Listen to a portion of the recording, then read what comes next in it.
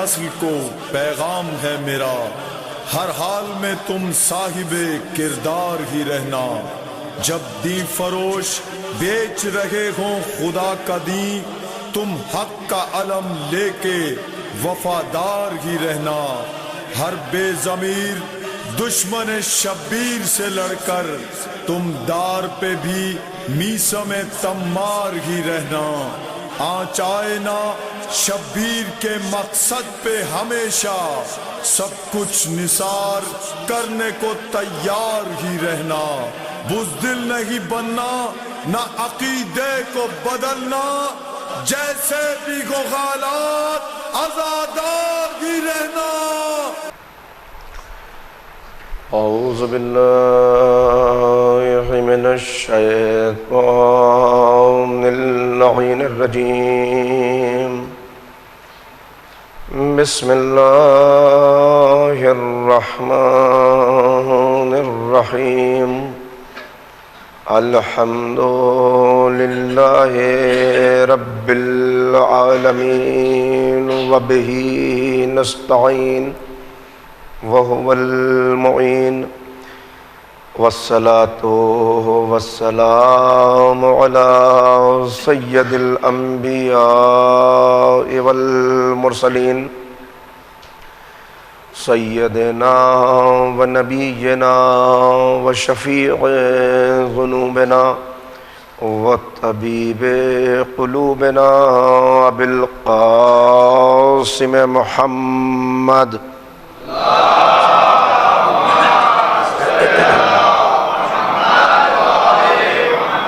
وآلہ الطیبین الطاہرین المعصومین المظلومین المنتخبین المنتجبین۔ اما بعد فقد قال اللہ تبارک و تعالی فی کتابہ المجید وفرقانہ الرشید وقولہ الحق۔ بسم اللہ الرحمن الرحیم۔ وَلَنَبْلُوَنَّكُمْ بِشَيْءٍ مِّنَ الْخَوْفِ وَالْجُوعِ وَنَقْصٍ مِّنَ الْأَمْوَالِ وَالْأَنفُسِ وَالثَّمَرَاتِ وَبَشِّرِ الصَّابِرِينَ الَّذِينَ إِذَا أَصَابَتْهُمْ مُصِيبَةٌ قالوا انا للہ وانا الیہ راجعون۔ اولئک علیہم صلوات من ربہم ورحمہ واولئک هم المہتدون۔ صلوات۔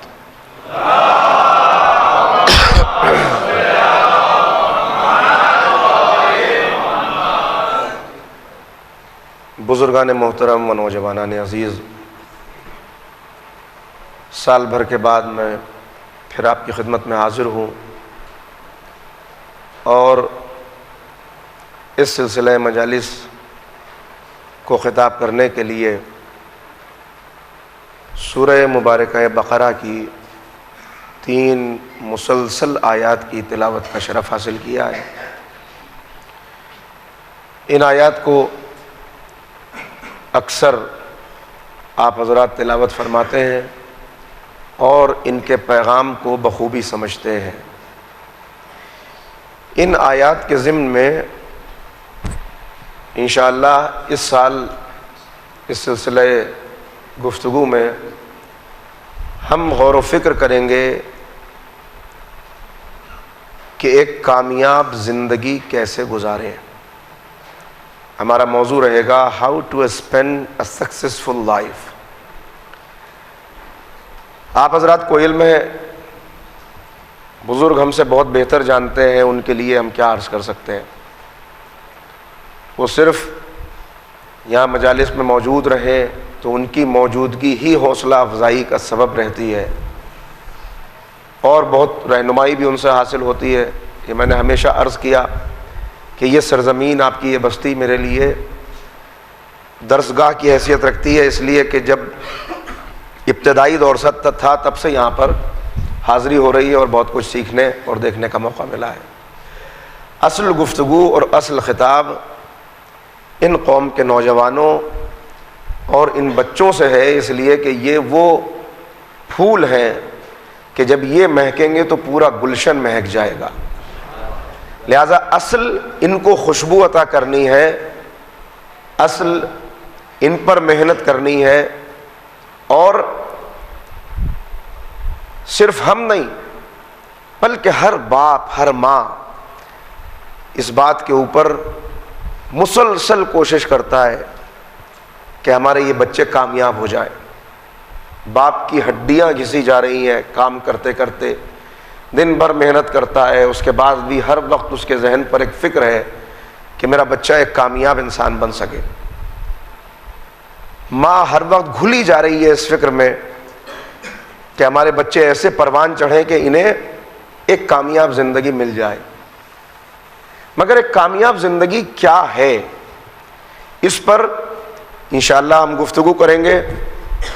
آج تمہیدی مطالب ہیں جو آپ کی خدمت میں عرض کر پاؤں گا، مگر پہلے یہ عرض کر دوں، اس بات کو میرے نوجوان محسوس کریں اور میں اس بات کو ترجیح دوں گا اور گزارش کروں گا آپ سے کہ بعض باتیں ایسی ہیں کہ آپ انہیں نوٹ کر کے رکھیں اپنے پاس، اس لیے کہ ہو سکتا ہے آپ کے پاس وہ محفوظ رہے تو آپ کے لیے بھی باعث اجر و ثواب بنے اور مجھ گناہگار کے لیے بھی نجات کا وسیلہ بن جائے. اور دوسری بات، یقیناً جب کوئی گفتگو ہوتی ہے تو کچھ سوالات بھی ذہن میں آتے ہیں. میں کوئی بہت پڑھا لکھا اور بہت عالم نہیں ہوں، ایک طالب علم ہوں، لیکن اگر کچھ سوالات آپ کے ذہن میں آئیں تو انہیں مجھ تک پہنچائیے ضرور. اگر میرے بس میں ہوگا تو میں ان کا جواب دوں گا، اگر میرے بس میں نہیں ہوگا تو بہت پڑھے لکھے افراد موجود ہیں، بڑی کتابیں موجود ہیں، ان سے دیکھ کر ہم آپ کو جواب دیں گے. تو ان دو باتوں کو ذہن میں رکھ کر، یعنی یہ صرف مجلس نہیں بلکہ یہ دونوں طرف سے سلسلہ رہنا چاہیے. یہ درس و تدریس کا سلسلہ ہے، سیکھنے اور سکھانے کا. کچھ ہم غور کریں، کچھ آپ غور کریں، اس لیے کہ ہم اپنے ائمہ سے کم 1200 سال کے فاصلے پر ہیں. 12 صدیاں درمیان میں آ گئی.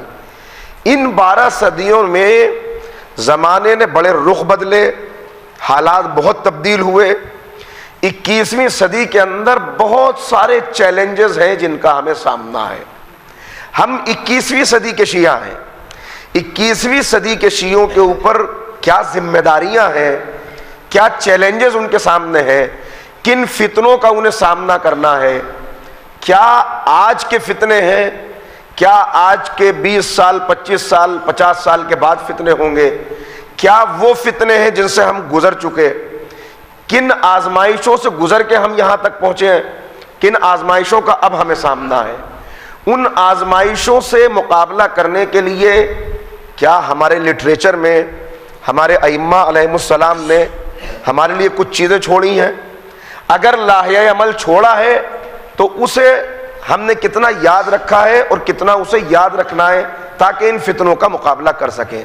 یہی میری گفتگو کا اصل محور اور مرکز رہے گا. کچھ باتیں پچھلی مرتبہ رہ گئی تھیں. گزشتہ برس امام زمانہ کے موضوع پر ہم نے آپ سے گفتگو کی تھی. ایک صلوات تعجیل کے لیے پڑھیں مل کے، اللہ.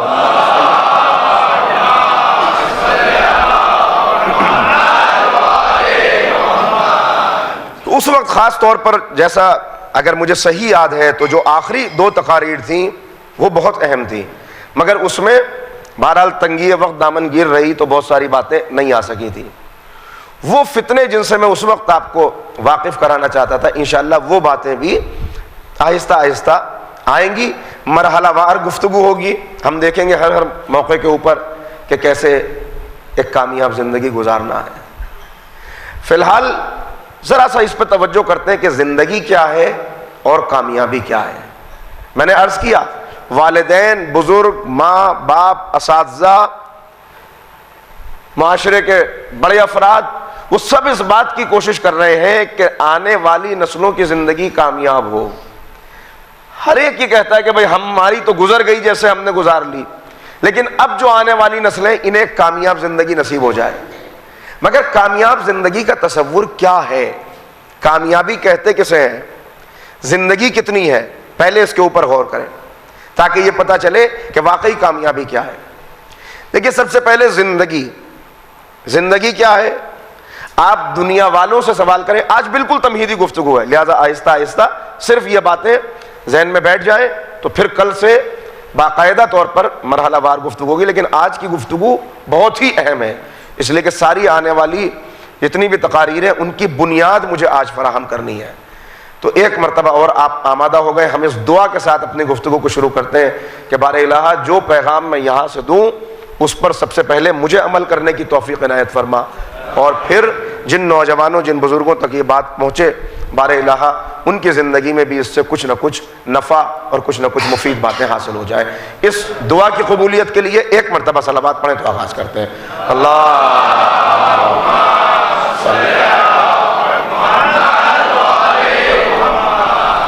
سب سے پہلے ہم دیکھیں زندگی کیا ہے۔ میں نے جو آیات جو آپ کی خدمت میں تلاوت کی اس میں پیغام ہی یہ دیا جا رہا ہے، وَلَنَبْلُوَنَّكُمْ بِشَيْءٍ مِّنَ الْخَوْفِ۔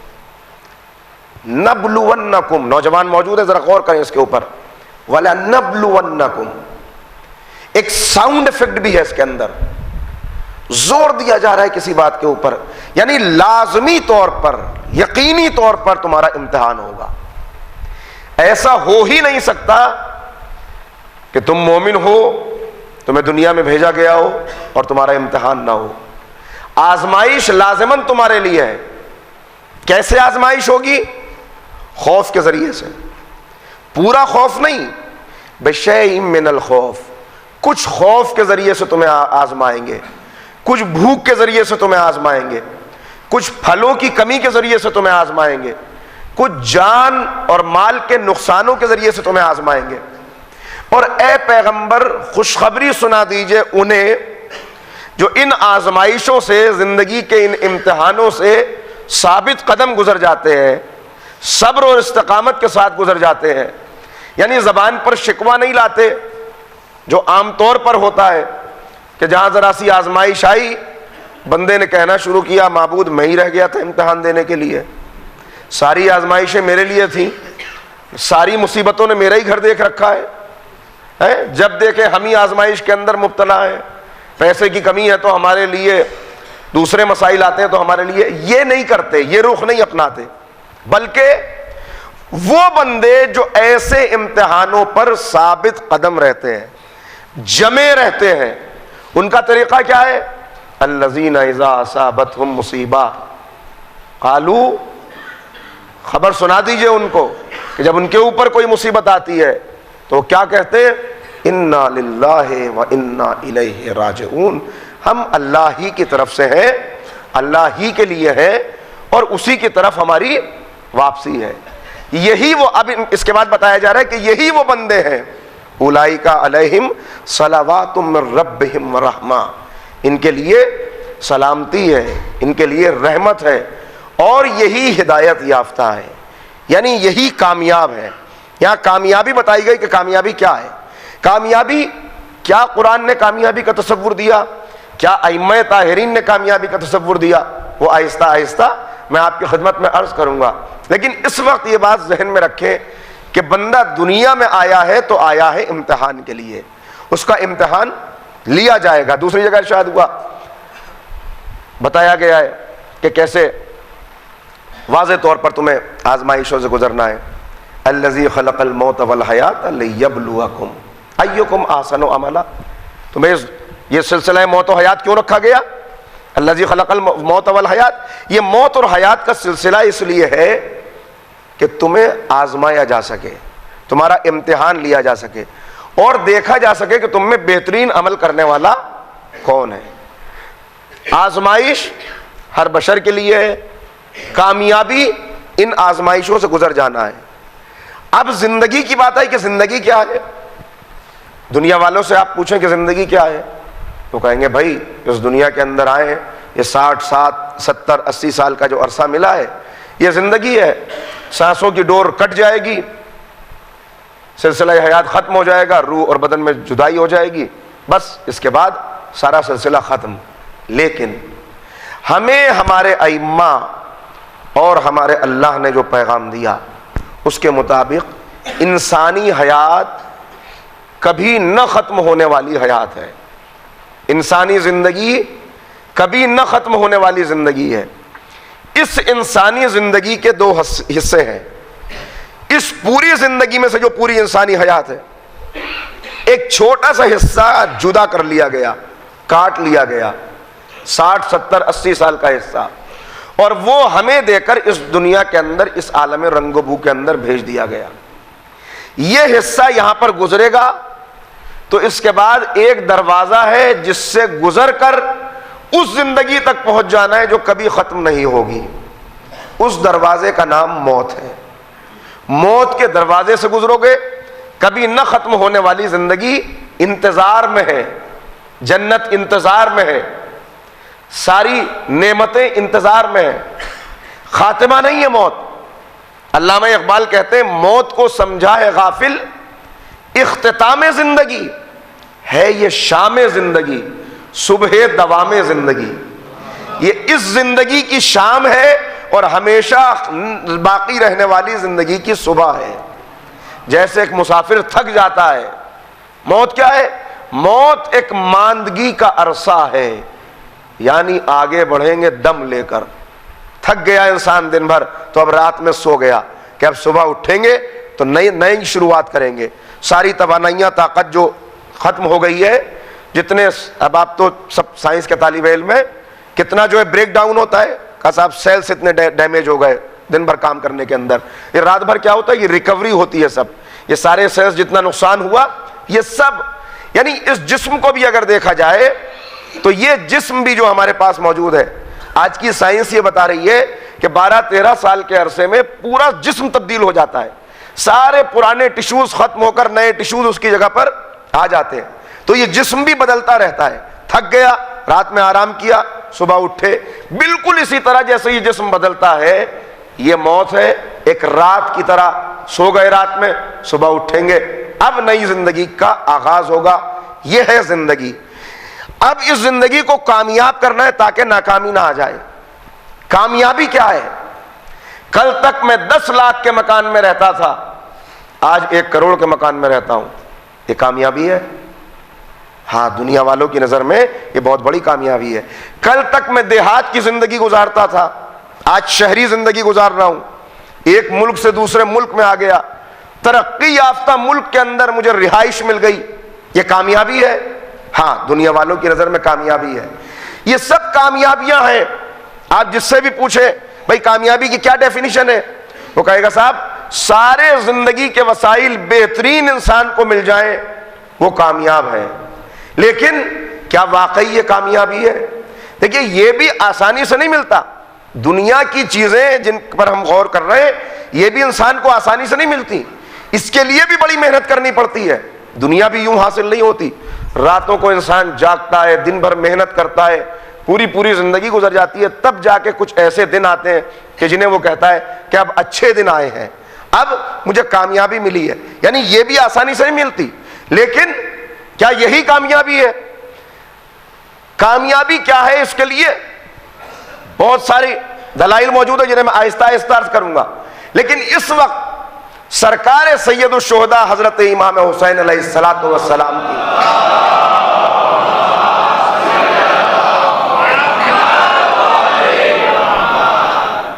آپ کی صلوات کی گونج مجھے بتا رہی ہے کہ آپ کتنا متوجہ ہیں. بس مجھے یہی توجہات آپ کی چاہیے تاکہ گفتگو آہستہ آہستہ آگے بڑھتی رہے. کامیابی کیا ہے؟ امام کی دعا کا ایک فقرہ جس میں کامیابی کو بتایا گیا. کیا ہے کامیابی؟ دعائے عرفہ کا فقرہ جسے آپ ہمیشہ پڑھتے ہیں. اے معبود، جس نے تجھے پا لیا اس نے کھویا کیا، جس نے تجھے کھو دیا اس نے پایا کیا. صلوات پڑھے محمد و آل محمد پر.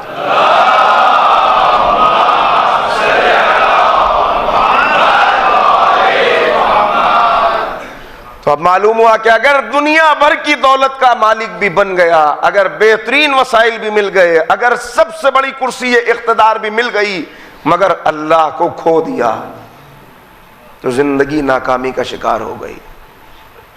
اگر دنیا میں کچھ نہ ملا، فقیرانہ زندگی گزار کے چلا گیا، مگر اللہ کو راضی کر لیا تو زندگی کامیابی کا ہمکنار ہو گئی کامیابی سے، زندگی کامیاب ہو گئی. یہ ہے کامیابی. غور کیا آپ نے؟ میں نے عرض کیا میں آہستہ آہستہ اور دلائل آپ کی خدمت میں پیش کروں گا، لیکن آج صرف ایک جملہ کہ اس لیے کہ یہ مولا نے بظاہر چند الفاظ ہیں، لیکن چند الفاظ کے اندر انہیں نٹ شیل پوری زندگی کو بیان کر دیا کہ بس پوری زندگی کا نچوڑ اور ماحصل یہ ہے کہ اللہ راضی ہو جائے. اللہ راضی ہو گیا تو اب کوئی اس بات کی پرواہ نہیں کہ دنیا میں انسان کیسے رہتا ہے. اللہ راضی ہو جائے، امیری ملے یا غریبی، بس اللہ راضی ہو جائے. بڑا بنگلہ ملے یا چھوٹا مکان، بس اللہ راضی ہو جائے. تخت ملے یا تختہ دار، بس اللہ راضی ہو جائے. اگر اللہ راضی ہو گیا تو اس کے بعد نہ قتل ہو جانا کوئی غم ہے، نہ اولاد کا چھن جانا کوئی غم ہے، نہ مال کا چلا جانا کوئی غم ہے، نہ لاشوں کا پامال ہو جانا کوئی غم ہے. اور کر رہے ہیں بظاہر یہ کتنی بڑی ناکامی ہے دنیا والوں کی نظر میں کہ ایک انسان کو قتل کر دیا جائے، اس کے بعد اس کا خون بہہ جائے، پھر اس کی لاش کو بھی پامال کر دیا جائے، پھر اس کے وارثوں کو بھی اسیر کر لیا جائے. یہ کتنی بڑی ناکامی ہے بظاہر. مگر وہ جو میدان میں کھڑا ہو کے اعلان کہہ رہا تھا کہ بس تو راضی ہو جا، امام خطبہ دے رہے ہیں، اس خطبے کے اندر کہہ رہے ہیں لوگوں سے خطاب کر کے، علماء یہاں موجود ہیں اور اہل علم سب، کیا فرما رہے ہیں؟ اگر ہم تمہیں قتل کرنے میں کامیاب ہو گئے تب بھی ہم کامیاب ہیں، اگر ہم تمہارے ہاتھوں قتل ہو گئے تب بھی ہم کامیاب ہیں. اگر ہم نے تمہیں قتل کر دیا تو یہ پرانی عادت ہے ہماری پرانی عادت ہے، یعنی ہم وارث ذوالفقار ہیں، ہم وارث شجاعت ہیں. اگر ہم تمہارے ہاتھوں قتل ہو گئے تو شہادت ہماری میراث ہے. یعنی امام بتا رہے ہیں کہ تمہاری نظر میں مقصد کچھ اور ہے، مقصد طے کرتا ہے کہ انسان کی کامیابی ناکامی کیا ہے. امام بتا رہے ہیں ہمیں اپنا مقصد واضح ہے، ہمارا مقصد ہے بس اللہ کی رضا کو حاصل کر لینا. اگر یہ رضا تمہیں قتل کر کے ملتی ہے تب بھی ہم کامیاب، اگر یہ رضا تمہارے ہاتھوں قتل ہو کے ملتی ہے تب بھی ہم کامیاب. یہ ہے کامیابی. زندگی وہ کامیاب ہے کہ یہاں بھی کامیابی ہو، آخرت میں بھی کامیابی ہو. اور یہ زندگی اور اسی لیے کہا گیا منافق کی دعا کیا ہے؟ منافق کہتا ہے ربنا آتنا فی الدنیا حسنۃ. بس یہاں پہ آ کے رک جاتا ہے. پالنے والے سورہ بقرہ کے اندر منافق اور مومن دونوں کی دعاؤں کو بیان کیا گیا ہے کہ منافق بس اتنا کہتا ہے مجھے دنیا میں نیکیاں دے دے، میری دنیا کامیاب ہو جائے، مجھے دنیا مل جائے، بس دنیا دنیا دنیا. اور مومن کی دعا کیا ہے؟ وہ رکتا نہیں یہاں پر، ربنا آتنا فی الدنیا حسنۃ وفی الآخرۃ حسنہ. بار الہ مجھے اس دنیا میں بھی نیکیاں عطا کر اور آخرت میں بھی نیکیاں عطا کر. یعنی اب پھر میں یہاں پر رکتا ہوں اور آپ کی توجہات حاصل کرتا ہوں. اس کا مطلب یہ ہوا کہ کسی بھی لمحے اسلام نے دنیا کی نفی نہیں کی، دنیا کو چھوڑا نہیں. یہ جو واقعات رکھے گئے پرانی امتوں کے، یہ صرف اس لیے رکھے گئے کہ یہ دیکھ لیا جائے کہ جو صرف دنیا کو کامیاب کرنا چاہتا ہے وہ کہاں پر پہنچتا ہے. آج یہ میں نے پچھلے سال بھی جملے عرض کیے تھے، پھر ان کو دہرا رہا ہوں گفتگو کو سے آپ کے ذہنوں کو وہاں سے بھی جوڑ دوں اور یہ سلسلہ بھی آگے بڑھے. میں نے آپ سے کہا تھا کہ آج کامیابی کی ڈیفینیشن کیا ہے ہمارے پاس؟ اچھی سڑکیں بنی ہو، بہترین الیکٹریفائڈ ایریا ہو، روشنی کا اچھا انتظام ہو، جی ہر چیز کی فیسلٹی ہو، اونچی عمارتیں ہوں، یہ سب ترقی کا. صاحب ترقی یافتہ ملک ہے، ترقی یافتہ شہر ہے. بھائی کیا ترقی ہے؟ کہا دیکھتے نہیں کمیونیکیشن کتنا اچھا ہے، دیکھتے نہیں کتنا سب جڑا ہوا ہے لمحے کے اندر، میٹرو بھی موجود ہے اور یہ بھی موجود ہے. یہ سب چیزیں یعنی تمدن بھی ترقی کیے ہوئے ہو، ثقافت بھی ترقی کیے ہوئے ہو تو اس کو کامیابی سمجھا جا رہا ہے. لیکن میں نے عرض کیا صرف یہ کامیابی نہیں ہے، اور یہی نقشہ دکھانا تھا کہ کل کا انسان اکڑ نہ جائے، وہ تکبر کے ساتھ یہ نہ کہنے لگے کہ ہم نے تو اپنے آپ کو کامیاب کر دیا. لہذا قرآن حکیم میں کچھ واقعات رکھے گئے. میں ہمیشہ یہ کہتا ہوں اور یہ جملے آپ نے سنے بھی ہیں اور لوگوں سے بھی سنے ہوں گے کہ قرآن حکیم کوئی قصوں کہانیوں کی کتاب نہیں ہے. اس کے اندر کیوں قصے اور کہانیاں رکھے گئے؟ اس کا سبب مولائے متقیان حضرت علی بن ابی طالب علیہ الصلوۃ والسلام نے بیان فرمایا.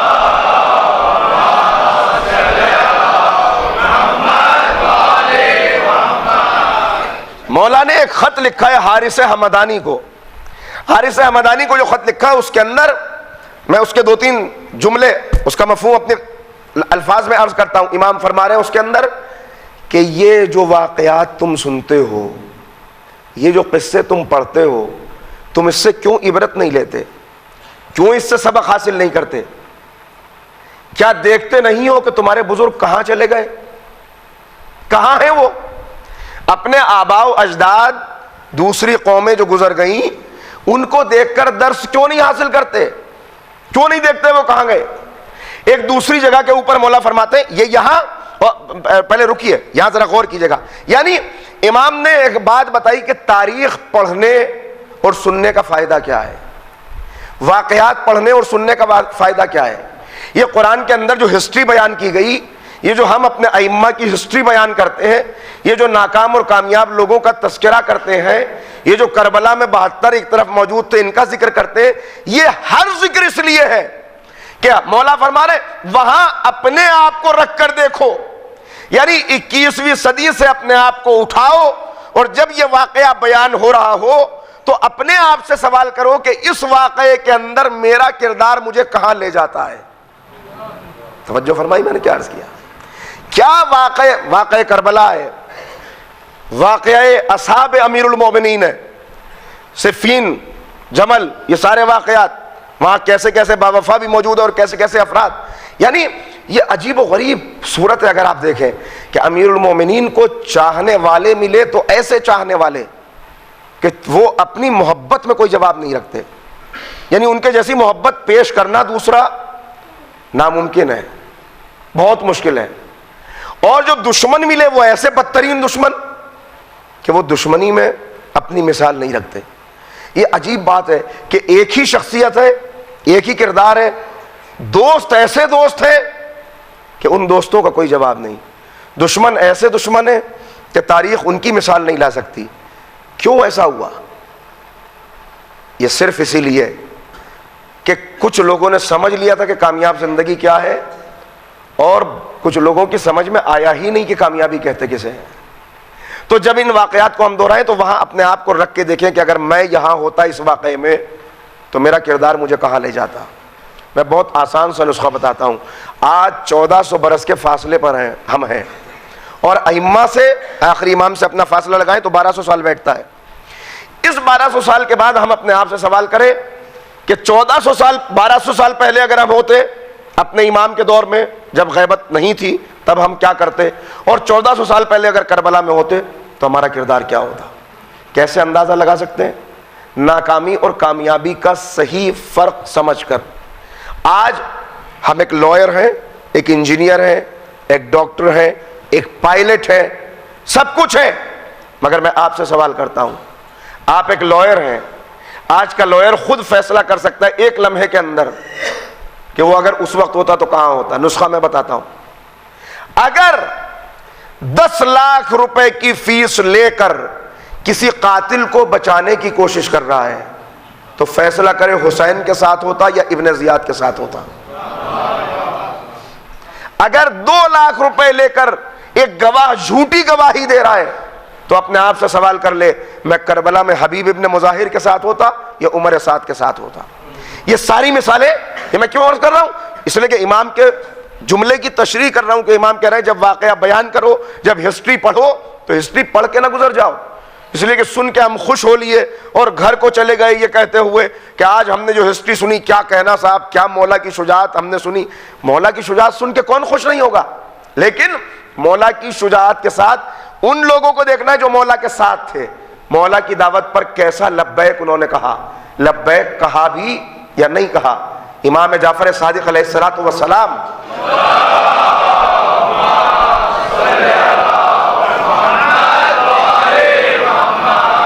اگر میری گفتگو آپ کو ذرا خشک لگ رہی ہو تب بھی اسے برداشت کر جائیے گا, اس لیے کہ مجھے اس بات کی کوئی جلدی نہیں ہے اور اس بات کی کوئی تمنا نہیں ہے کہ میں آپ سے اپنی خطابت کے جوہر منواؤں. آپ کو خوب پتا ہے کہ مجھے کیسی خطابت میں کر سکتا ہوں, لیکن وہ مرحلے جہاں پہ آئیں گے وہاں پر میں وہ باتیں بھی آپ کی خدمت میں پیش کروں گا. مگر اصل کامیابی, میری کامیابی بھی اصل یہ ہے کہ جب اس فرش عزا سے اٹھ کے آپ جائیں تو عملی زندگی میں یہ یاد رکھیں کہ ہم کیا سن کے آئے ہیں. اگر 1-1.5 گھنٹہ خوب خوش ہو کے یہاں پہ چلے گئے لیکن عملی زندگی میں نفع کچھ نہیں ہوا, فائدہ کچھ نہیں ہوا, تو یہاں بیٹھنے کا فائدہ تو بہرحال ملے گا اس لیے کہ آپ یہاں پہ آ گئے, لیکن عملی زندگی میں وہ چیزیں شاید نہیں آ پائیں گی کہ جن سے استفادہ کر سکیں. تو میری کوشش یہ ہے کہ آپ یہاں پہ خوش ہوں یا نہ ہوں, مگر جب یہاں سے جائیں تو کچھ ایسا لے کے جائیں جو آپ کے اور میرے دونوں کے لیے زاد آخرت قرار پائے. توجہ ہے؟ ایک صلوات اور پڑھیں تو میں عرض کرتا ہوں آپ کی خدمت میں.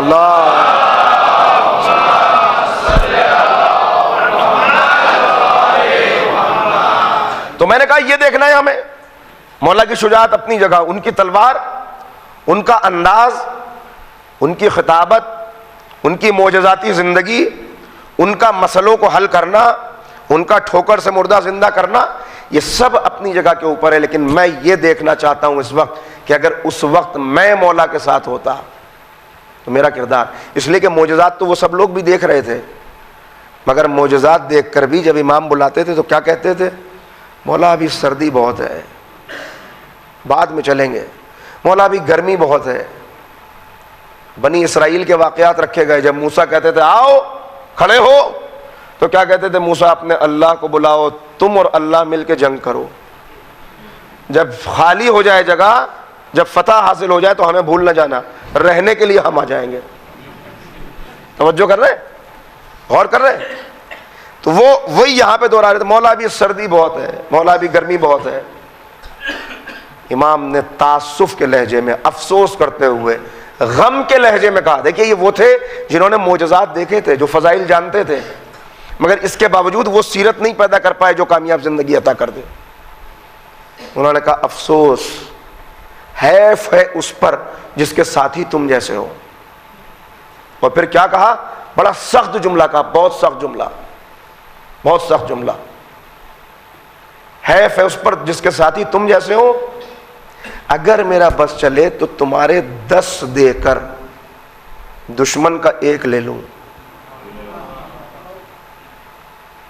یہ 7 والے ہیں, یہ فضائل سنے ہوئے نہیں ہیں, ہم تو سنتے ہیں, یہ فضائل دیکھے ہوئے ہیں. انہوں نے اپنی آنکھ سے فضائل دیکھے ہیں. مگر مولا کیا کہہ رہے ہیں؟ کیوں؟ اس لیے کہ سب کچھ دیکھنے کے بعد بھی ان کی زبان لبیک نہیں کہہ پا رہی. لبیک یا حسین زبان سے کہنا بہت آسان ہے, لیکن واقعی طور پر جب میدان جنگ آواز دے اس وقت لبیک کہنا وہ کتنا مشکل ہے. یہ سیرتیں ساری بتا رہی ہیں. مولا کہہ رہے ہیں تمہیں ایکسچینج کر لوں, اور ریٹ آف ایکسچینج بھی بتا دیا. تم اس لائق ہو تمہارے 10 دے کر دشمن کا 1. کیوں؟ اس لیے کہ وہ جانتے ہیں, وہ جانتے ہیں کہ ان کا رہبر باطل پر ہے, پھر بھی وہ اس کی آواز پر لبیک کہتے ہیں. تم جانتے ہو میں امام برحق ہوں, پھر بھی میری آواز پر لبیک نہیں کہتے. زبان سے لبیک کہہ رہے تھے, انکار نہیں کر رہے تھے, مگر اطاعت کے لیے تیار نہیں تھے, مکمل طور پہ اطاعت نہیں کر رہے تھے. نتیجہ کیا ہوا؟ امام کو یہ فقرہ کہنا پڑا. اور کہاں پہنچے؟ صرف امام نے یہ فقرہ نہیں کہا, بلکہ اگر آج دیکھیں آپ, آج مسلمان ناکام کیوں ہیں؟ مسلمان ہر طرف, اسلام بھی بدنام ہو رہا ہے اور مسلمان بھی کہاں پر پہنچا ہوا ہے. یہ صرف اور صرف نتیجہ ہے اس بات کا کہ انہوں نے کامیاب راستے کو پہچان کر صحیح رہبر کا دامن نہیں تھاما. دیکھیے توجہ کیجیے گا, شہزادی نے جو خطبہ دیا تھا اس خطبے کے اندر شہزادی نے فرمایا اب تم دیکھو گے فتنوں کی بارش ہوگی, فتنوں کی بارش ہوگی. یہ جو تم نے خلافت کی اونٹنی پر زبردستی قبضہ کر لیا ہے, جب تم اس کے تھنوں سے دودھ نکالنا چاہو گے تو خون کے دھارے نکلیں گے. یہ خون کے دھارے ہیں جو اس وقت نکل رہے ہیں. ساری دنیا میں اسلام بدنام ہو رہا ہے. کیوں؟ اس لیے کہ انہوں نے لبیک کہنا نہیں سیکھا. اگر صحیح ہادی کی آواز پہ لبیک کہنا سیکھ جاتے تو آج اسلام کا منظرنامہ کچھ اور ہوتا اور تاریخ کا رخ کچھ اور ہوتا. لبیک, کیسا لبیک؟ میں نے عرض کیا کہ امام جعفر صادق علیہ الصلوۃ والسلام حج کے لیے جا رہے ہیں اور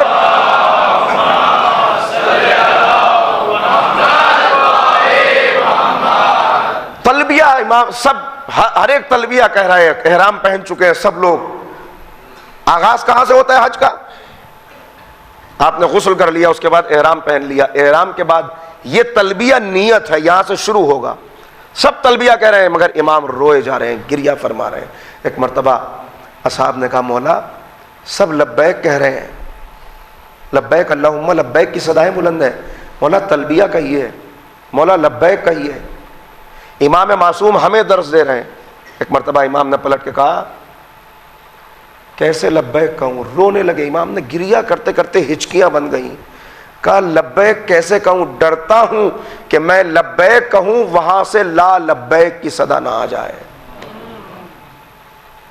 میں لبیک کہوں وہاں سے یہ جواب نہ آ جائے کہ تیرا لبیک نہیں چاہیے. یہ امام معصوم ہے، اپنے لیے نہیں، یہ خطرہ نہیں ہے امام کو، یہ ہمیں درس دے رہے تھے کہ لبیک صرف زبان سے نہ ہو، صرف زبان سے کچھ الفاظ کے ادا کرنے کا نام لبیک نہیں ہے. ایسا لبیک نہ کہنا کہ امام معصوم کہہ دے تیرے لبیک کی ضرورت نہیں ہے، اس لیے کہ تیری زبان تو میرے لیے لبیک کہہ رہی ہے مگر تیری پوری سیرت عمر سعد کا کردار پیش کر رہی ہے. نعوذ باللہ، نعوذ باللہ.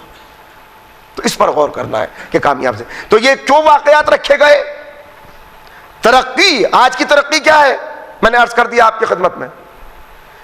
ایک ایک مرحلہ جو میں عرض کر رہا ہوں اس کی تفصیل اور تشریح دلائل کے ساتھ، تاریخی حوالوں کے ساتھ، فضائل کے ساتھ انشاءاللہ ایک ایک مجلس میں آتی رہے گی. ترقی، اونچی عمارتیں، بہترین سڑکیں، سارے وسائل، کیا یہی ترقی ہے؟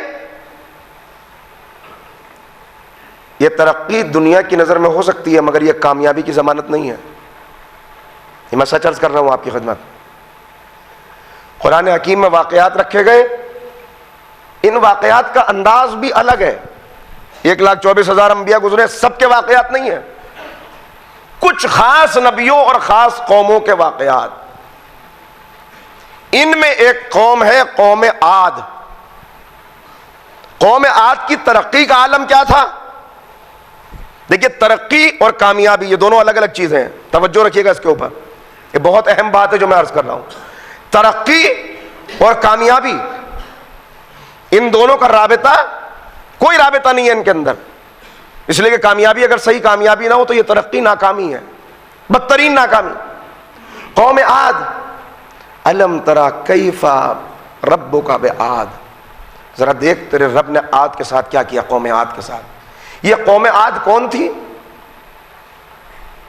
قوم عاد وہ تھی کہ جنہیں اللہ نے 60-70 فٹ کا قط ادا کیا تھا. ہائٹ ان کی 60-70 فٹس. کتنے ہوتے ہیں 60-70 فٹ؟ اور طاقت کیا تھی ان کی؟ ان کی طاقت اور صلاحیت یہ تھی کہ یہ پہاڑوں کو تراش کر محل بنا لیا کرتے تھے. آپ کی طرح ان کو ضرورت نہیں کہ اتنا مزدور لگائیں اور اتنا وہ کریں اس کے، نہیں، پہاڑوں کو تراش. کتنا مشکل ہے پہاڑوں کو تراشنا. آج اتنی ترقی جب آپ نے کر لی اس کے بعد بھی سب سے مشکل، اب سعودی عرب کے اندر کتنی ٹنل بنتی جا رہی ہیں کہ صاحب وہاں سے ٹنل بنا لیں گے تاکہ راستوں کو جوڑیں. تب جا کر جب پورے سال کام ہوتا ہے اور کتنی ملٹی نیشنل کمپنیز لگی ہوئی ہیں تب جا کر ایک ٹنل تیار ہوتی ہے. پہاڑوں کو کاٹنا، ان کو تراشنا، یہ آج بھی بہت مشکل صنعت ہے. مگر اس وقت یعنی آج سے 6-7 ہزار سال پہلے، تقریباً 6-7 ہزار سال پہلے، یہ میں کیوں کہہ رہا ہوں ابھی آپ کی خدمت میں عرض کروں گا. اس وقت انہیں یہ صلاحیت عطا کی گئی تھی کہ یہ پہاڑوں کو تراش کر گھر محل بنا لیتے تھے. اس وقت پیغمبر نے انہیں آواز دی، دوسرے انبیاء جناب ہود، انہوں نے سب نے انہیں کہا کہ اللہ نے تمہیں اتنی طاقت دی ہے، اتنی صلاحیت دی ہے، اتنی ایڈوانس ٹیکنالوجی ادا کی ہے تمہیں، تو اپنے رب کے شکر گزار بنو، اپنی زندگی کو کامیاب کرو. تو انہوں نے جواب کیا دیا؟ میرے نوجوان توجہ رکھیں، بہت توجہ کریں اس بات کے اوپر، اس لیے کہ ہم ایک ترقی پذیر ملک میں رہتے ہیں. ترقی پذیر یعنی ڈیولپنگ کنٹری، اس کی نظر ہوتی ہے ڈیولپڈ کنٹری کے اوپر. وہ سمجھتی ہے یہ جو کامیاب ترین ملک ہے اس کی سٹیزن شپ مجھے مل جائے، اس کی نیشنلٹی مجھے مل جائے، بس میری زندگی، یعنی یہاں کا پاسپورٹ اگر مل گیا تو شاید وہ سمجھتا ہے جنت کا پاسپورٹ مل گیا ہے. یہ میں اس لیے پورے اطمینان سے عرض کر رہا ہوں کہ جب بھی ایسے ممالک میں جانے کا موقع ملتا ہے 2 ہی دعائیں ہوتی ہیں جو بار بار کرائی جاتی ہیں. مولانا ذرا دعا کیجیے گا، وہ میرا چل رہا ہے سلسلہ. اور ایک بیچارہ ایک طبقہ ایسا ہوتا ہے وہ اس کی بس ایک ہی دعا ہوتی ہے، مولانا 5 بار تو ناکام ہو چکا ہوں، ذرا دعا کر دیجیے گا ڈرائیونگ لائسنس مل جائے گا. صلوات پڑھے محمد والے وہاں.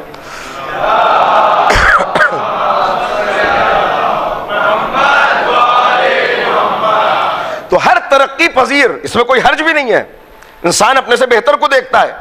ہر ترقی پذیر ملک ترقی یافتہ ملک کو دیکھ رہا ہے کہ اس نے جو کامیابی حاصل کر لی وہی ہم کامیابی حاصل کر لیں. لیکن ابھی وہ اس ترقی تک شاید پہنچے بھی نہیں. آپ کو معلوم ہے، بزرگ بہتر جانتے ہیں، میں نوجوانوں سے سوال کرتا ہوں، آپ کو معلوم ہے ابھی تک ہم نے کتنی دنیا دیکھی ہے؟ بھائی سائنس کے بہت سارے طالب علم موجود ہوں گے، آپ نے کبھی غور کیا اس کے اوپر؟ ابھی تک انسان اتنی ترقی کرنے کے بعد بھی دنیا کے صرف 4% رازوں کو پتہ کر پایا ہے. یعنی ابھی ہم صرف 4% دنیا کو جانتے ہیں. 96% دنیا ابھی ہماری آنکھوں سے چھپی ہوئی ہے. سمندروں کی گہرائی میں پہنچ گیا، پہاڑوں کی بلندی پتہ کر لی، درختوں کی اسپیشیز کتنی ہے اس کو پتہ ہے، جانور کتنے پائے جاتے ہیں، کتنی قسمیں ہوتی ہیں، سب کچھ اسے معلوم ہے. مگر یہ سب کچھ کتنا ہے؟ سائنسدانوں نے جو اعتراف کیا ہے وہ اعتراف ان کا یہ ہے کہ اب تک ہم صرف 4% دنیا کو دیکھ سکے ہیں. اور یہ جو دماغ ہے، برین انسان کا جو اصل خزانہ ہے اس کا، یہ کتنا استعمال کیا ہے اس نے معلوم ہے آپ کو؟ اب تک جو دنیا کا سب سے زیادہ ذہین آدمی تھا اس نے اس برین کا صرف 2%، اور اب جدید اس کو ریوائز کیا ہے انہوں نے تو کہا 3% دماغ استعمال کیا انسان نے اب تک. صرف 3% پر یہ اتنی ترقی ہے. 97% دماغ ابھی پردے میں ہے، اس کو انسان استعمال ہی نہیں کر سکا. 3% کو یوز کیا تو 4% دنیا اس کے سامنے ہے، اور 4% بھی یہ دعویٰ کر رہے ہیں، اس لیے کہ جتنا جانتے ہیں اتنی تو بات کر رہے ہیں. ہو سکتا ہے کہ کل یہ کہے کہ ہم نے دعویٰ غلط کیا تھا، 4% کیا، ہم تو 1% دنیا بھی نہیں دیکھ پائے تھے.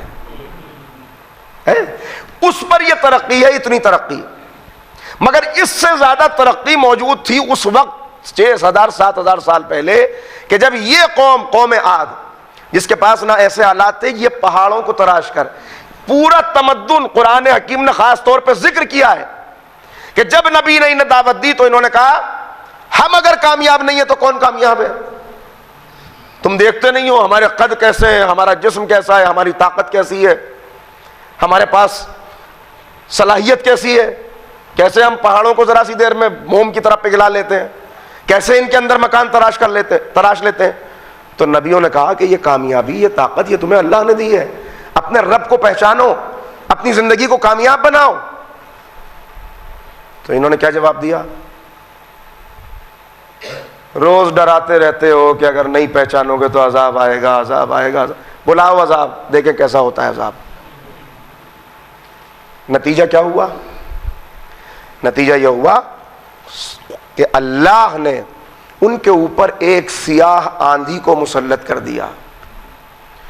اس آندھی چلتی ہے تو آپ دیکھتے ہیں کیا ہوتا ہے، چھوٹے چھوٹے کاغذ کے ٹکڑے، دھول، یہ کیسے ہوا کے اندر اڑتی ہے.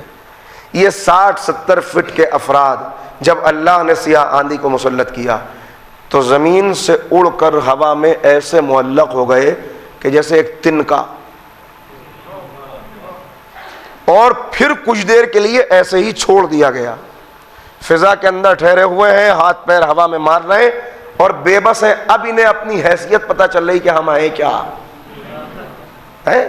اس کے بعد چونکہ اب مدت ختم ہو چکی تھی، اب توبہ کا دروازہ بند ہو چکا تھا، اب اتمام حجت کیا جا چکا تھا، اب تو عذاب آ رہا تھا، لہذا اب انہوں نے رب کو بھی پکارا، توبہ بھی کی، مگر اب یہ توبہ کام نہیں آئی. آخر میں ان کے سروں کو آپس میں ٹکرا کر اس آندھی نے جھونکا چلا، سر آپس میں ٹکرائے، ان کے مغز بکھر گئے زمین کے اوپر، ختم کر دیے گئے. اس کے بعد دوسری قوم کا ذکر آتا ہے، قوم سمود، جن کو اللہ کہتا ہے کہ میں زیادہ گہرائی میں نہیں جا رہا، اشارے کر رہا ہوں. سورہ مبارکہ فجر پڑھی ہے جو سورہ امام حسین ہے، یہ سورہ امام حسین ہے، اس کے اندر اس پوری قوم سمود کا تذکرہ اور بھی بہت ساری جگہوں پر ہے، مگر یہاں ان کے لیے خاص طور پہ اللہ یہ فرماتا ہے کہ ذرا اپنے آپ کو پہچانو، ہم نے تمہیں قوم عاد کا جانشین قرار دیا ہے، تم قوم عاد کے جانشین ہو۔ انہوں نے کیا کیا؟ یہ بھی تکذیب کرتے رہے، جھٹلاتے رہے، پیغمبر صالح ان کو آواز دیتے رہے آؤ آؤ آؤ، اور یہ کہتے رہے، کیا کہتے رہے؟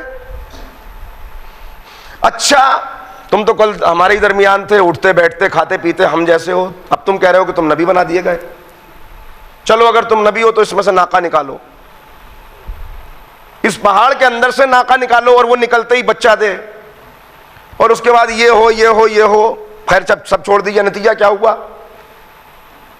ناقہ برآمد ہوا، بچہ دیا، پیغمبر نے فرمایا دیکھو یہ اپنا چارہ اللہ کی زمین میں خود چن لے گا، بس پانی ایک دن تم پیو گے، ایک دن۔ اس کے بعد کیا ہوا؟ اس ناقے کو جو اللہ کا معجزہ تھا قتل کر دیا۔ جناب صالح نے کہا اب 3 دن تک خوب مزے اڑا لو، لوٹ لو جتنے مزے لوٹ سکتے ہو، 3 دن کے بعد اللہ کا عذاب آئے گا۔ اور اللہ نے ان کے اوپر ایک چیخ کو مسلط کر دیا۔ یہ میں کیوں آپ کو سنا رہا ہوں؟ قوم سمود یہ کتنی ترقی یافتہ قوم تھی، ترقی اور کامیابی ان دونوں کا فرق سمجھا رہا ہوں صرف اس وقت۔ اتنی ترقی یافتہ تھی کہ دنیا کی سب سے پرانی تہذیب کے آثار اگر اس وقت موجود ہے زمین کے اوپر تو وہ اسی قوم سمود کے ہیں، کہ اس نے کتنا تمدن حاصل کیا تھا، کتنے ترقی یافتہ قوم تھی کہ 6000 سال کے بعد بھی، تقریباً 6000 سال کا عرصہ کیلکولیٹ کیا گیا ہے۔ آپ سعودی عرب میں جائیں، مدینے سے 400 کلومیٹر کے فاصلے پر مدائن صالح، یعنی حضرت صالح کا شہر، ان کی بستیاں، اس کے آثار اور نشان آج بھی موجود ہیں۔ جو اس وقت انہوں نے مکانات بنائے تھے، جو بستیاں تھیں، اس کے نشان جو اس وقت آج تک دنیا کی سب سے پرانی تہذیب، آرکیولوجی میں یہ ورلڈ ہیریٹیج نے سعودی عرب کے جس مقام کو ورلڈ ہیریٹیج کا حصہ قرار دیا گیا ہے وہ یہی جگہ ہے، آپ کو وہاں جانے نہیں دیا جائے گا، اس لیے کہ کچھ خاص مصلحتوں کی وجہ سے وہاں پابندی لگی ہوئی ہے۔ اگر آپ VVIP ہیں تو آپ وہاں تک جا سکتے ہیں، ورنہ کسی ٹیکسی والے سے پوچھیں گے کسی سے، وہ آپ کو منع کر دے گا۔ لیکن ایک ڈاکومنٹری موجود ہے یوٹیوب کے اوپر، اگر آپ دیکھیں، آپ دیکھنا چاہیں وہ بستیاں کیسی تھی کیا وہاں کا، تو ڈاکومنٹری موجود ہے یوٹیوب پہ، وہاں جائیے گا تو وہ پورے کس طرح سے پہنچ کے انہوں نے وہ ویڈیوز بنا لی ہے، وہ آپ کو حاصل ہو جائیں گی، جس سے آپ دیکھ سکتے ہیں۔ یعنی 6000 سال پرانے نشانات تمدن کے ان کے وہ آج بھی موجود ہیں، مگر کیا وہ کامیاب ہوئے؟ ناکام ہو گئے۔ کیوں ناکام ہوئے؟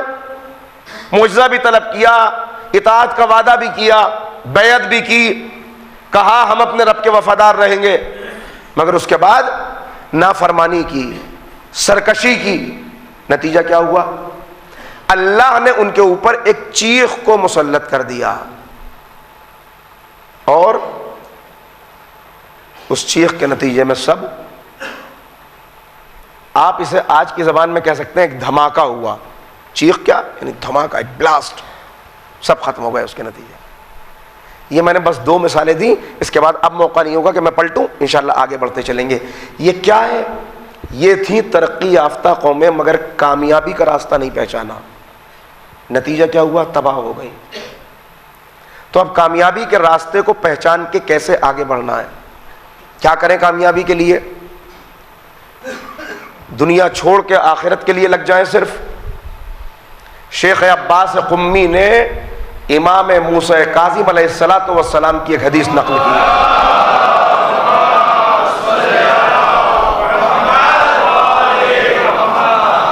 جس میں امام نے فرمایا کہ جو آخرت کے لیے دنیا کو چھوڑ دے وہ ہم میں سے نہیں ہے، اور جو دنیا کے لیے آخرت کو چھوڑ دے وہ بھی ہم میں سے نہیں ہے۔ غور کیا آپ نے؟ یعنی جب اس عالم رنگ و بو میں بھیجے گئے ہیں تو دنیا کو بھی کامیاب کرنا ہے، آخرت کو بھی کامیاب کرنا ہے، دنیا میں رہنا ہے، اس دنیا کو برتتے ہوئے آخرت کو کامیاب کرنا ہے. یہ دنیا انسان کہہ دیتا ہے. اب یہاں سے توجہ فرمائیے, یہ اتنی تمہید تھی جو میں نے اب تک عرض کی, آج کی پوری مجلس تمہید میں نکلی. کل سے ذرا سا اور کھل کے ہم بات کریں گے, اور آپ کے سوالات, آپ کے تاثرات بھی انشاءاللہ میں جاننا چاہوں گا. ہم کہہ دیتے ہیں بڑی آسانی سے اور کہہ کے گزر جاتے ہیں, دنیا نے دھوکہ دے دیا, دنیا نے ہمیں دھوکہ دے دیا. مگر مولا کائنات کہتے ہیں دنیا نے کب تجھے دھوکہ دیا؟ دنیا نے تو تب دھوکہ دیا ہوتا جب دنیا کچھ چھپاتی اپنے بارے میں. امام کہہ رہے ہیں دنیا نے تو سب کچھ واضح کر دیا, کب تجھے دھوکہ دیا؟ دیکھیے یہ دنیا, یہ آپ نے کئی مرتبہ بات سنی ہوگی کہ کئی مرتبہ یہ دنیا ایک دلہن کی شکل میں, ایک عورت کی شکل میں اللہ کے پسندیدہ برگزیدہ افراد کے سامنے آئی. یہ رسول اللہ کے سامنے بھی آئی, یہ مولا کائنات کے سامنے بھی آئی, اور کچھ اور جو اللہ کے بندے تھے ان کے سامنے بھی آئی. تو اس سے یہ سوال کیا گیا, جس نے بھی دیکھا اسے یہ دیکھا کہ یہ دنیا اب تک کنواری ہے. جب دلہن کی شکل میں آئی کنواری ہے اب تک, تو اس سے سوال کیا گیا. دیکھیے توجہ رکھیے گا, انہوں نے سوال یہ کیا کہ تو اتنی پرانی ہو گئی, اتنا تیرا عمر ہے, اتنا تیرا سن ہے, پھر بھی تو اب تک کنواری ہے, تو نے اب تک عقد کیوں نہیں کیا, شادی کیوں نہیں کی؟ تو دنیا کا جواب ملاحظہ فرمائیے. دنیا نے کہا میں شادی کیسے کرتی, اس لیے کہ جو مرد ملے انہوں نے مجھے ٹھکرا دیا, اور جو میرے عاشق بنے وہ مرد ہی نہیں تھے, انہیں میں نے ٹھکرا دیا. یہ توجہ رکھیے گا, جو مرد ملا اس نے مجھے ٹھکرا دیا, جو عاشق بنے وہ مرد نہیں تھے, انہیں میں نے ٹھکرا دیا. توجہ دلاؤں آپ کو, مولا کائنات کے لیے کیا فرمایا رسول نے؟ کل علم اسے دوں گا جو مرد ہوگا. صلوات پڑھے محمد و آل محمد.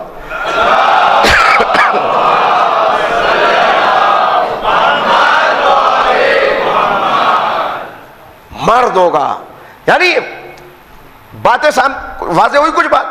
اب سمجھئے یہاں سے کہ مولا مذمت فرما رہے دنیا کی, اور کیسی مذمت فرما رہے؟ جا کسی اور کو دھوکہ دے.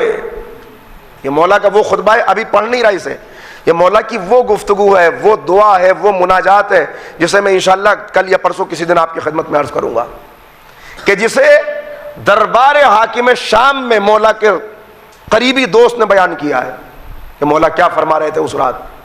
مگر کیا کہہ رہے ہیں؟ ایک جملہ صرف سنا رہا ہوں, جا کسی اور کو دھوکہ دے. کیا فرما رہے؟ سب سے اچھا, دیکھیے میں یہاں پہ ایک ہوم ورک دے رہا ہوں اپنے بچوں نوجوانوں کو, آپ گھر جائیں ایک کوشش کیجئے کہ نہج البلاغہ کے اندر سے وہ کلمات جمع کریں جو مولا نے دنیا کے بارے میں فرمایا. ان کی لسٹ بنائیے, ایک طرف دنیا کی برائی, ایک طرف دنیا کی اچھائی. اس لیے کہ ایسے خطبے بھی ہیں جن میں دنیا کی اچھائی بیان کی گئی, ایسے خطبے بھی ہیں جہاں مذمت کی گئی. ان دونوں کو, جیسے آپ ٹیبل بناتے ہیں نا بہت ساری چیزوں کی, کہ یہ ادھر پازیٹیو ادھر نیگیٹو, ان دونوں کو سامنے رکھیے, اور جو نتیجہ اس کے بعد آپ کے سامنے آئے گا بہت خوبصورت نتیجہ ہوگا. وہ کیا ہوگا میں نہیں بتا رہا آپ کو, وہ آپ دیکھیے گا. مگر اس وقت ایک اشارہ کر رہا ہوں صرف. مذمت, کیسی مذمت؟ اللہ اکبر, علی جیسا مرد ہی یہ جملہ کہہ سکتا ہے. کیا حکومت کے لیے علی سے بات کرتے ہو؟ علی کی نظر میں یہ دنیا بکری کی ناک سے بہتے ہوئے نزلے کے گندے پانی سے بھی کمتر ہے. اگر میں چپ رہتا ہوں, اگر میں بولتا ہوں, دونوں پہ تمہیں اعتراض ہے. میں چپ رہتا ہوں تو کہتے ہو علی ڈر گیا, میں بولتا ہوں تو کہتے ہو علی ملک کا حریص ہے. علی کی نظر میں اس دنیا کی اہمیت کیا ہے؟ بکری کی ناک سے بہتا ہوا نزلے کا گندا پانی, ایک پتا جسے کیڑے نے چبا کے چھوڑ دیا ہو. اور کہاں کہاں پر مذمت کی وہ آپ دیکھیے گا, انشاءاللہ آگے اس پر بات کریں گے. جب مولا سے ایسی باتیں سنی, دیکھیے توجہ رکھیے گا, ایک نسخہ آج دے رہا ہوں جس پر گفتگو کو روک دوں گا انشاءاللہ. جب بہت مذمت کی باتیں مولا کی زبان سے سنی تو ایک شخص مولا کی خدمت میں آیا کہ مولا اتنی مذمت کرتے ہیں دنیا کی، میں بھی ان کے سامنے دنیا کی مذمت کروں گا، مولا خوش ہو جائیں گے؟ اس نے آ کے کہا کہ مولا یہ دنیا اور یہ دھوکہ دیتی ہے اور یہ فریب دیتی ہے اور یہ ایسی ہے اور یہ ویسی ہے، اس لیے کہ اس نے ایک دن پہلے سنا تھا کہ مولا نے فرمایا تھا کہ یہ دنیا سانپ کی طرح ہے، باہر سے بڑی اچھی خوبصورت، اندر سے زہریلی۔ تو یہ بھی اسی طرح کی گفتگو کرنے کے لیے خدمت امام میں پہنچا اور کہا مولا، تب امام نے کہا خاموش، کیا دنیا کی برائی کرتا ہے؟ اور اس وقت جو جواب امام نے دیا اس کے 2 جملے سناتا ہوں بس۔ امام نے کہا یہ دنیا تاجر کا بازار ہے، عابد کی مسجد ہے۔ بس ان کو یاد رکھیے گا۔ میں نے عرض کیا کہ ایسا راستہ اپنانا ہے کہ دنیا بھی کامیاب ہو، آخرت بھی کامیاب ہو، تاکہ ہمیں ایک کامیاب زندگی مل جائے۔ کیسے کریں گے یہ؟ اس کے لیے ہم انشاءاللہ کل سے نظر کریں گے کہ ائمہ نے کیسے کیا، ائمہ کے خاص چاہنے والوں نے کیسے کیا، اس لیے کہ انہی کی سیرتیں تو ہمارے لیے مشعل راہ ہیں۔ ہم ان کو دیکھیں گے اور پھر اپنے آپ کو ان سے قریب کرنے کی کوشش کریں گے۔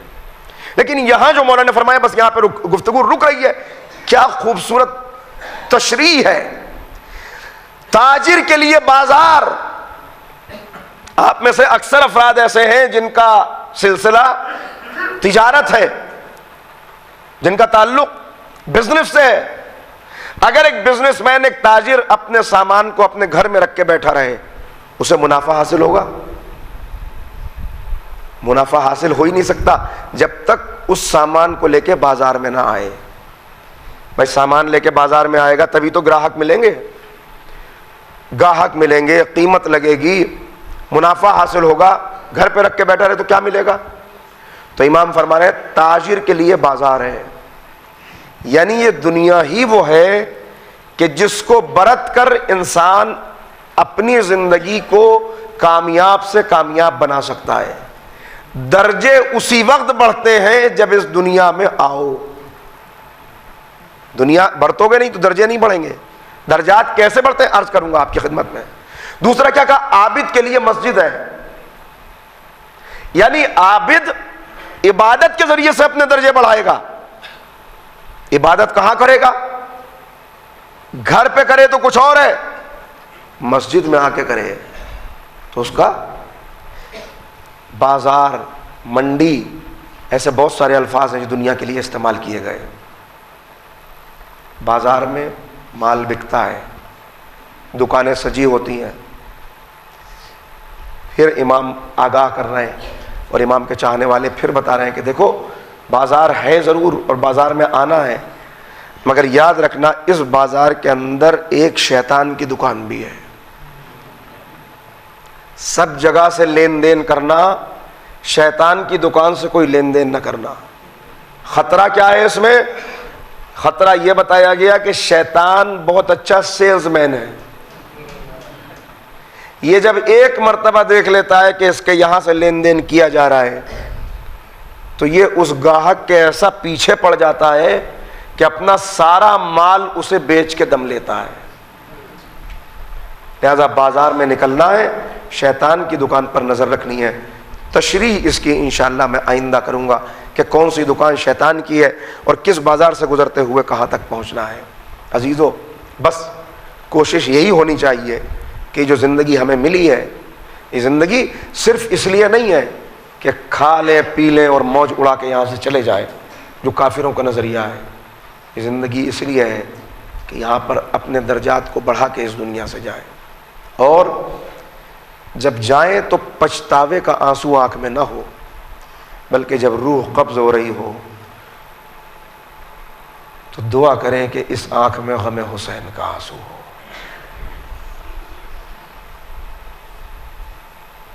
غم حسین کا آنسو، خوش نصیب ہے وہ آنکھ جسے حسین کے غم میں رونا نصیب ہو جائے۔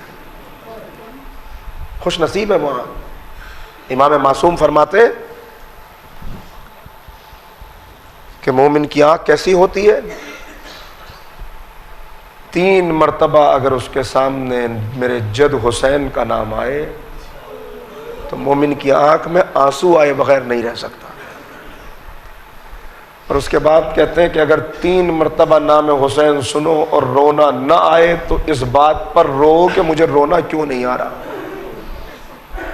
اور اللہ سے کہو کہ پالنے والے مجھے رونے والی آنکھ عطا کر، مجھے گریہ کرنے والی آنکھ عطا کر، غم حسین میں رونے والی۔ اور رونے کا انداز کیا ہو؟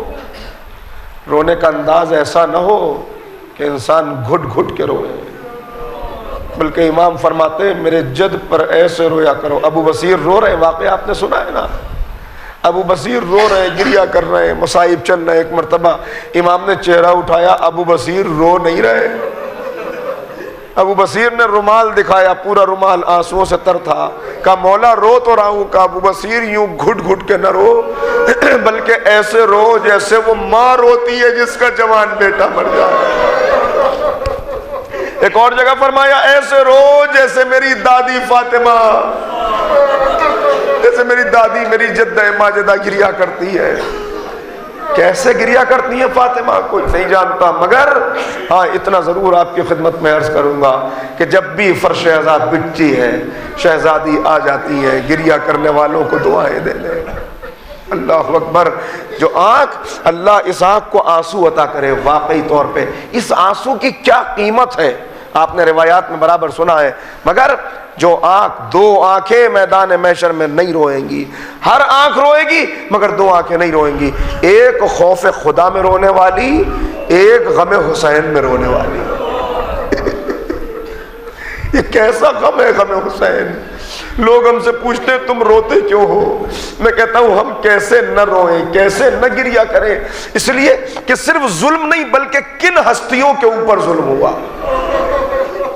اگر یہ دیکھیں کن ہستیوں کے اوپر ظلم ہوا اور کیسا ظلم ہوا۔ اللہ اکبر، اللہ اکبر۔ اگر کسی چھوٹے بچے کے کوئی تماچا مارنے لگے، کتنے لوگ اٹھ جائیں گے، اٹھ کے کہیں گے بھائی بچے کو مارتے کیوں ہو، کیوں مارتے ہو؟ مگر اللہ اکبر، اتنے تماچے لگے فاطمہ کی پوتی کے کہ سکینہ بے ہوش ہو گئی۔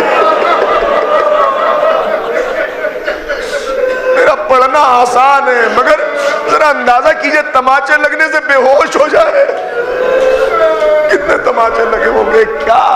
کیا غم ہے اہل بیت کا غم، کیسے ہم گریہ نہ کریں، کیسے نہ روئے، وہ جو باپ کے سینے پہ سویا کرتے۔ بس آج چاہتا ہوں اسی بچی کے مصائب پڑھ کے اپنے گفتگو کو ختم کر دوں، مگر ہم کیسے نہ روئیں جبکہ امام کی سیرت ہمارے سامنے ہو کہ میرا امام جب بھی دیکھتا تھا کہ کسی جانور کو ذبح کرنے کے لیے لے جا رہا ہے تو امام سوال کرتے اے بھائی اسے ذبح کرنے لے جا رہا ہے، تو نے اسے پانی دکھا لیا؟ وہ ہاتھوں کو جوڑ کے کہتا تھا اے آقا ہم شریعت کو جانتے ہیں، ہمیں معلوم ہے جب تک 3 مرتبہ جانور منہ نہیں پھرا لیتا ہم اسے ذبح نہیں کرتے۔ ایک مرتبہ کربلا کا رخ کرتے، بابا اے بابا مدینے کا جانور بھی پیاسا ذبح نہیں ہوتا، ارے میرے بابا کو مثل گوسفند ذبح کر دیا۔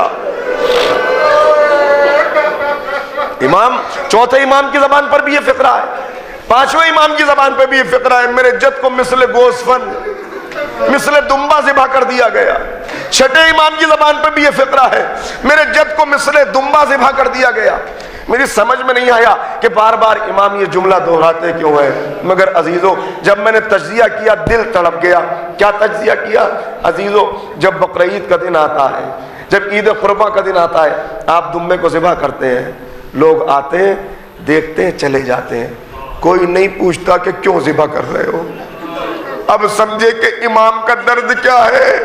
امام یہ بتانا چاہتے ہیں جیسے جانور کو ذبح ہوتے ہوئے دیکھ کر کوئی سوال نہیں کرتا، ارے فاطمہ کے لال کو ذبح کیا جا رہا تھا، اتنے کلمہ گو موجود تھے، کوئی نہیں کہتا تھا یہ زہرا کا لال ہے، اسے چکیاں پیس کے فاطمہ نے پالا ہے، یہ راکب دوش رسول ہے، اسے محمد نے سینے پہ سلایا ہے، اسے زبان چسائی ہے، کیوں اسے ذبح کر رہے ہو؟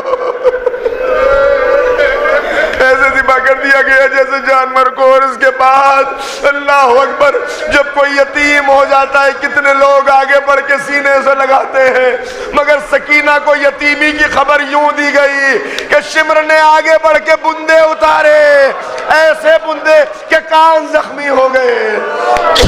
اور اس کے بعد جب قافلہ چلا تو سارے راستے جناب سکینہ پیاس پانی, یہاں تک کہ قافلہ کوفے کے اندر پہنچا.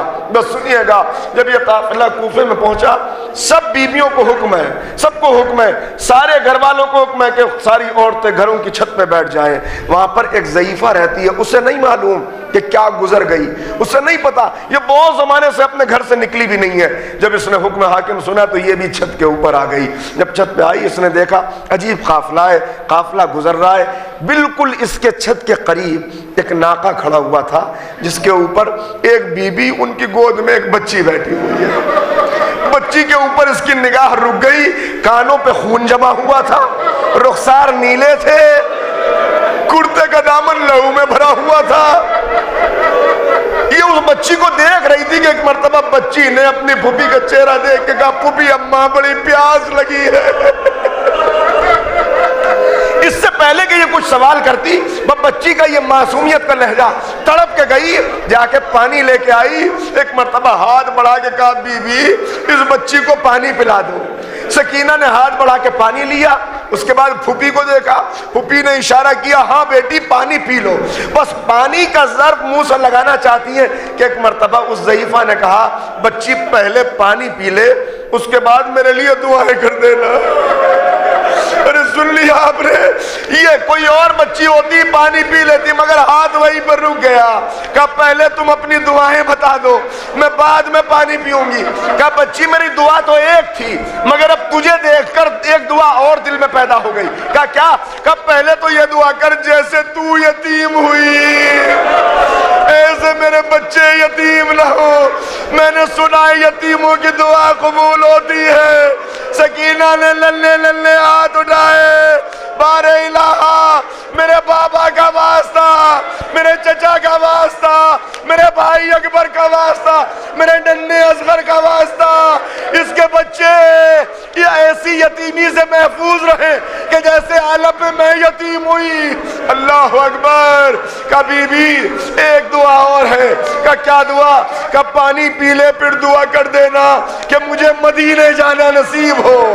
مدینے کا نام سنا, اب تک زینب متوجہ نہ تھی, ایک مرتبہ متوجہ ہوئی.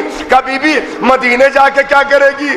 کہ مدینے میں میری شہزادی فاطمہ کا گھر ہے, میرے آقا علی کا گھر ہے. ایک مرتبہ کہا, ارے حسین اب تو فاطمہ اس دنیا میں نہیں ہے, اب تو علی اس دنیا میں نہیں ہے. وہ تڑپ کے کہتی ہے, تو کیا ہوا, میرا آقا حسین ہے, میری شہزادی زینب ہے. اتنا سننا تھا. ایک مرتبہ تڑپ کے کہا, ارے زینب کا بس نام سنا ہے یا زینب کو دیکھا بھی ہے؟ اس کے چہرے پہ خفگی کے آثار آئے. کبھی بھی کیا کہتی ہو؟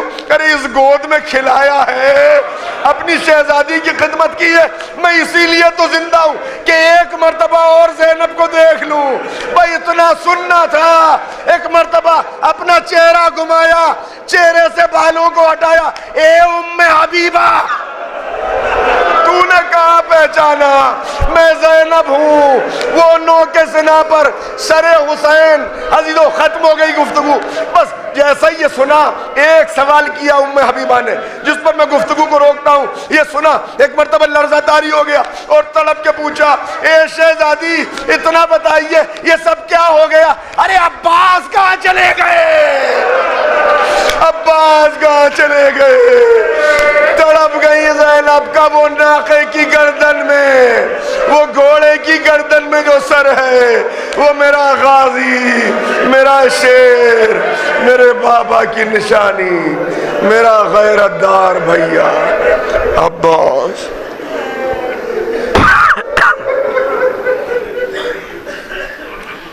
وَسَيَعْلَمُ الَّذِينَ ظَلَمُوا أَيَّ مُنقَلَبٍ يَنقَلِبُونَ اِنَّا لِلَّهِ وَإِنَّا إِلَيْهِ رَاجِعُونَ. بار الہ ہماری اس عبادت کو قبول فرما, معبود ان آنسوؤں کو گناہوں کی بخشش کا وسیلہ قرار دے دے۔ بار الہ جس گفتگو کا ہم نے آج آغاز کیا معبود ہمیں واقعی طور پہ کامیاب زندگی عطا فرما دے۔ بار الہ ہمارے بزرگوں کو قوت و توانائی اور طول حیات عنایت فرما، جوانوں کو دین کا سرمایہ قرار دے، جو بیمار ہیں انہیں شفائے کاملہ و عاجلہ عنایت فرما، جو اب تک نعمت اولاد سے محروم ہیں بار الہ ان کی گودیوں کو بھر دے۔ معبود جو بہنیں گھروں پہ بیٹھی ہوئی ہیں، والدین فکر مند ہیں، بار الہ ان مصائب کے صدقے میں ان کے لیے بہترین رشتوں کا انتظام کر دے۔ بار الہ